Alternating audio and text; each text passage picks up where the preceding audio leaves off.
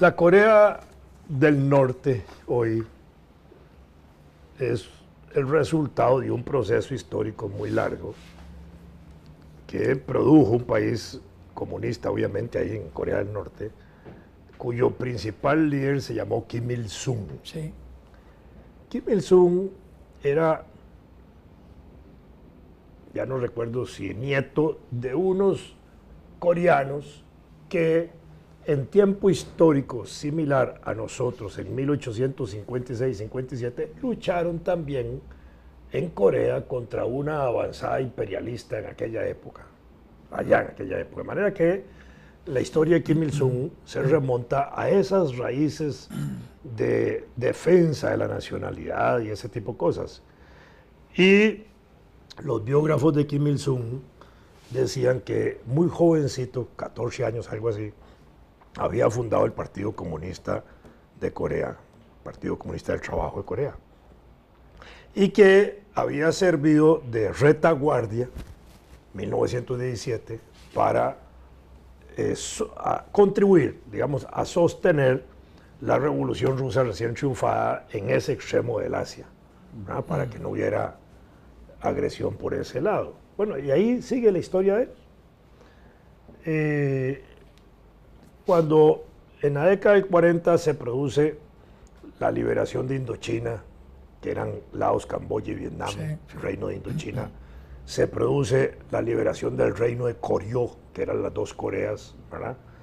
Ahí está Kim Il-sung jugando un papel muy importante y desarrolla su proceso. 1950 se fractura la Corea por una guerra que se provoca internamente y termina en dos Coreas, ¿verdad? Sí. Del 50 al 53. Esa guerra de Corea produjo cualquier cantidad de muertos, ¿verdad? Y produjo un montón de huérfanos. Claro. 1 millón de huérfanos produjo, entiendo yo, creo que esa es la cifra que se manejaba, de parte de la Corea del Norte, cuando Kim Il-sung, el viejo, estaba gobernando. Y un millón de niños. Y ese millón de niños los adopta el Estado, ¿ah? Y les da el mayor nivel educativo posible. Y eran, sí, hijos de Kim Il-sung. Sí, sí. ¿Ah? Por eso ahí todo el mundo se llama Kim. ¿Ah? Sí, sí, sí, sí, sí. Qué curioso. Algo de eso había en ese proceso. Yo visité Corea en una ocasión y me llamaba la atención que entre las 6 de la mañana y las 8 de la mañana los niñitos, la ciudad se llenaba de canto. Por supuesto uno veía entonces ir los chiquitos a las escuelas cantando por las calles. Y en la tarde se producía el mismo fenómeno de regreso. Claro. Por supuesto que le iban cantando al gran líder, al gran sol que nunca se apaga. Y así le decían un montón de nombres especiales a Kim Il-sung.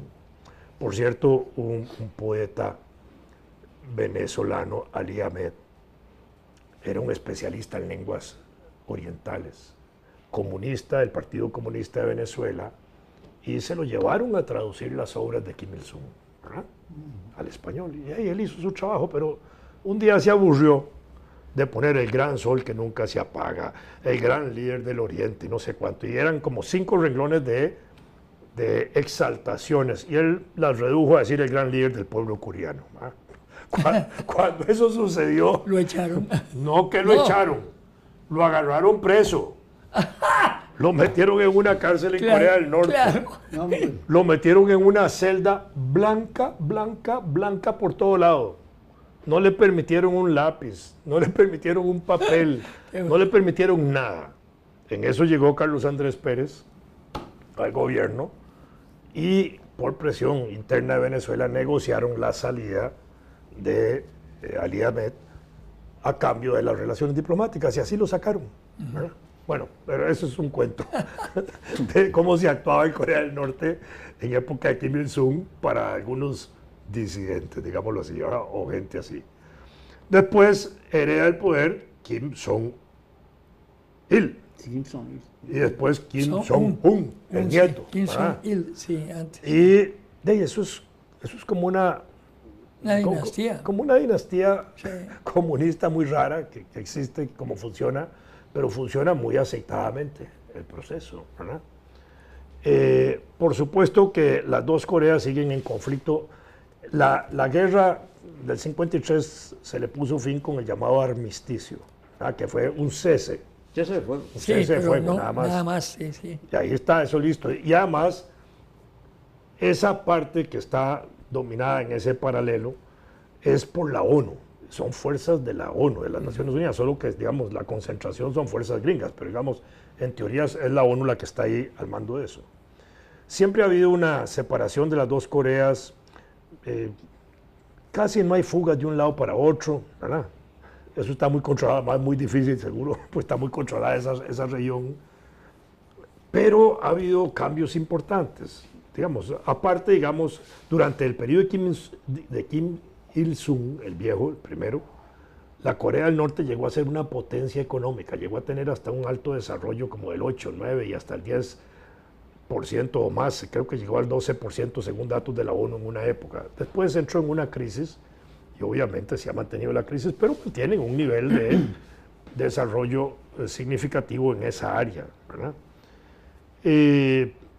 En los últimos Juegos Olímpicos han participado las dos Coreas. Sí. Muy Con la interesante. misma bandera. Ahora, en estos Juegos recientes de Y invierno que juntos llaman, y todo, sí. hicieron un acto muy curioso, muy importante de participación nuevamente, pero además asistió a la Corea del Sur la hermana del actual gobernante de Corea del Norte, que fue recibida con honores. Sí, sí, claro. Y además ella también muy abierta, muy flexible. Y muy agradable. Simpaticísima. Persona, sí, sí. En fin, empezaron a desarrollar una situación por la cual se acercaron aparentemente las dos Coreas y en medio de esta situación se produce un filtrado de información donde se dice que el actual gobernante de Corea sugirió la posibilidad de reunirse con el amigo suyo, Trump. Amigo suyo. Y Trump inmediatamente Rechazo. le dio bola al asunto. Después parece que lo echaron para atrás. Y echaron para atrás. Porque Parece detrás que de eso ahí también están... Tillerson estaba de por medio. Detrás de eso están los conflictos del armamentismo de Corea. Sí, Corea sí, es una claro. potencia, hay que reconocerla, una potencia nuclear pequeña. Sí, claro. Y que ha desarrollado su propio armamento y ese tipo de cosas. Y eso tendrá que reconocerse en la realidad. Sí, claro. Si los Estados Unidos hicieron la paz con Vietnam, que los derrotó, ¿verdad? Que los sacó a patadas. A patadas. Y ahí, Así. y a los poquitos años, restablecieron las relaciones diplomáticas y hasta Nixon viaja a Vietnam y toda la cosa. Y ahí, ¿por qué no establecer No, y la una convirtieron paz, en una potencia económica. una paz negociada con... Bueno, pero no es que los Estados Unidos hicieron a Vietnam No. una potencia. Los vietnamitas es que Ellos, son trabajadores. Sí, claro, no. La convirtieron, yo no dije los Estados Unidos. Más, Vietnam Ellos se la desarrolló convirtieron. como una potencia cafetalera. Sí, Que a nosotros nos afectó claro. en nuestra producción internacional del café, porque en un momento determinado llegaron a ocupar un nicho muy grande del mercado mundial de café. Sí, Más bien, el próximo gobierno debería pensar en establecer relaciones diplomáticas y comerciales con Vietnam, Sí. porque está considerado como uno de los pequeños tigres asiáticos, Sí. como se les llama a esas potencias del Sí, Asia. sí. Singapur, Corea. Singapur, que es una ciudad, China, y resulta que... China, que todos tiene esos, una ¿verdad? Sí, riqueza sí. Bueno, asombrosa. pero tienen Sí, un potencial enorme. Sí, asombroso. Bueno, ahí está Vietnam. Tanto que Intel solo tiene 5 fábricas en todo el mundo. Una en Costa Rica, no tiene ninguna en el territorio de los Estados Unidos, en Francia, en Vietnam y en China. Y creo que hay una en Israel. Pero en Costa Rica se fueron la... No, se fue una parte. Sí, Una partecita, Sí. una partecita. El resto está aquí todavía. sí. Bueno, no se ha ido. Esperemos que no se vaya. Claro, Porque desarrolla, contribuye No, pues claro. a desarrollar pensamiento científico en Costa Rica porque tiene alianzas estratégicas con el tecnológico.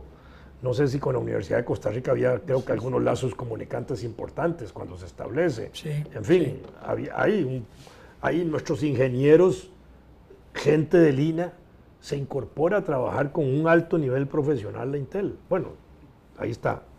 Pero entonces ahí tenemos esa particular situación de un Trump que casi dio el visto bueno para reunirse con Kim Jong-un y ahora lo frenaron internamente, ¿verdad? Y al mismo tiempo tenemos el escándalo de los muertos en Inglaterra de origen ruso, exespías. Eso está, ¿verdad?, feo, ¿ah?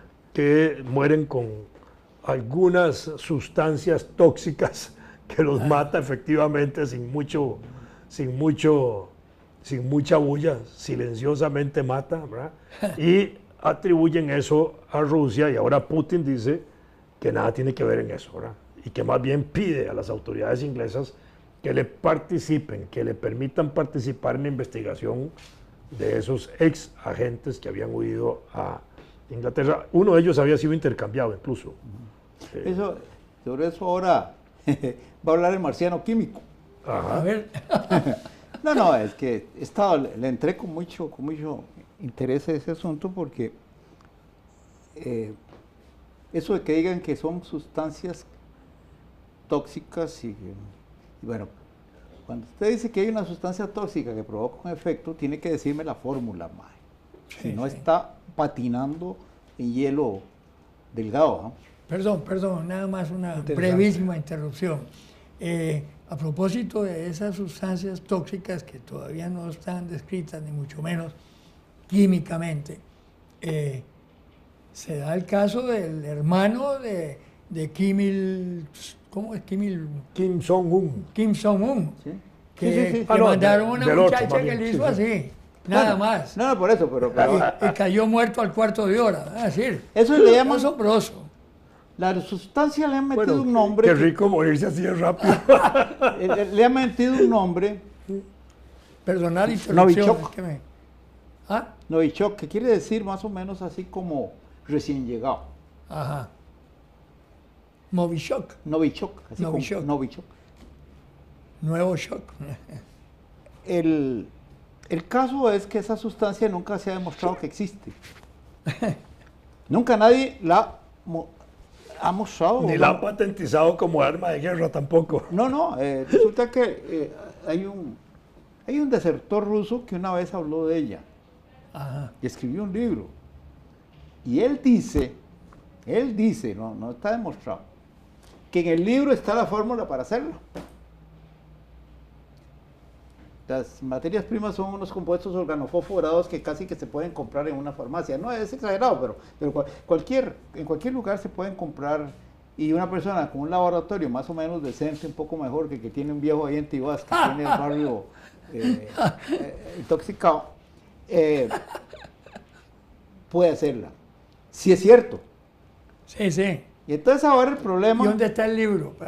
No, es que, bueno... bueno, ya. Sí. No, yo quisiera verlo. Porque, claro, vos sos químico. Todo lo que lo que se da alrededor de eso es una especulación. Y entonces, explorando, hay un organismo que se llama la Organization for Chemical Weapons Destruction. Para la destrucción de armas químicas. De la que forman parte Rusia, Estados Unidos. Y esa organización ya certificó que todos los sitios donde estaban haciendo armas químicas en Rusia fueron eliminados. En cambio, la misma organización certifica que Estados Unidos no ha cumplido con todos los detalles. Y entre los países que pueden tener armas químicas, esa Novichok, nadie ha dado la fórmula. Y esta señora May quiere Inglaterra lo que quiere que le digan la nueva Thatcher. Pero yo creo que está tonteando, porque ¿cómo va a decir usted que existe una sustancia de la que ni sus científicos? Hay un lugar que se llama Porton, no sé qué, el Centro de Investigación Científica. Ahora resulta que a consecuencia de todo esto, en Inglaterra la prensa se ha puesto viva y han descubierto una cosa muy interesante. Antes de la caída de la Unión Soviética, ese laboratorio que es del gobierno británico, Se fue para la Gran Bretaña. hizo experimentos con materiales ligeramente tóxicos incluso en el metro de Londres. Ahora el desastre ahí, y no es para decir, se trata de que ahora se supone... Pero eso fue público, eso del metro de Londres. Bueno, pero... Claro. Y ahora tiene la Thatcher nueva, que no le queda. Thatcher era química. Entonces, imagínate, esta otra no sabe de eso. Colega tuyo. Pero digamos que ahora el problema es que hay un montón de países que podrían tener armas de ese tipo, pero ninguno de nadie puede dar la fórmula. Están Irán, Israel, Libia, pero ya en Libia la deben tener en una tienda, porque después de que la desplazaron, ¿verdad? En un mercado Corea, de Trípoli. Corea, China. Y resulta que de todos esos países, el único que tiene una certificación de que los 5 sitios donde se fabricaban esas armas fueron limpiados y desaparecieron es Rusia. Entonces, ¿cómo? Esa es la cosa extraña. Lo más curioso es que contra las armas químicas desde la Primera Guerra Mundial empezaron a hacerse leyes internacionales en contra y sin embargo las siguieron haciendo. Las siguieron haciendo, claro.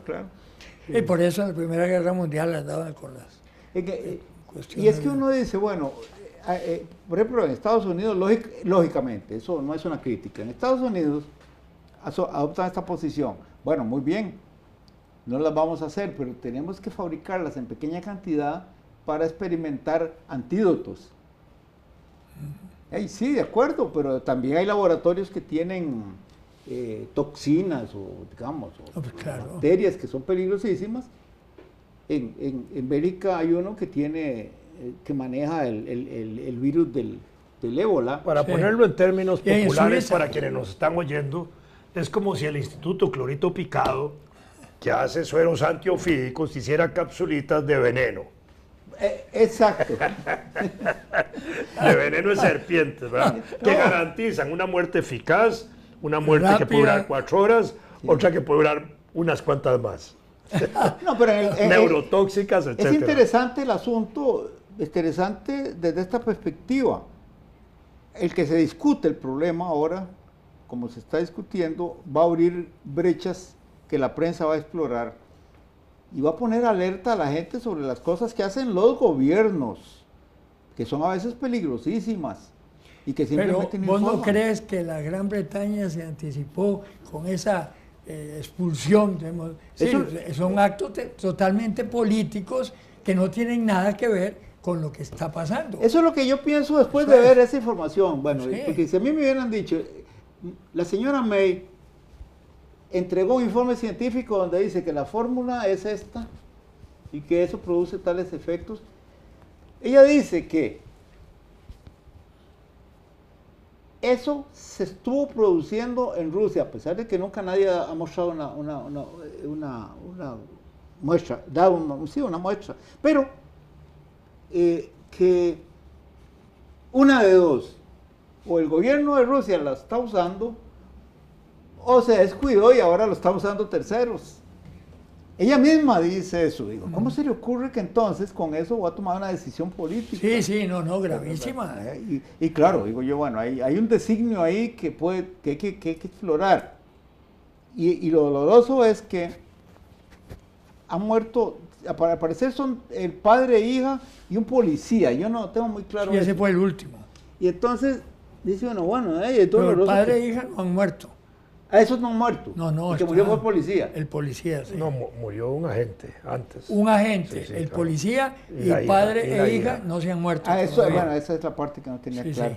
Sí. Y es terrible que en esos casos no haya grupos de investigación independientes. Incluso que incluyan gente. Investigación científica, si no es... Pero independientes, sí, tiene razón, Fernando. Es que no. De esos que están se llama...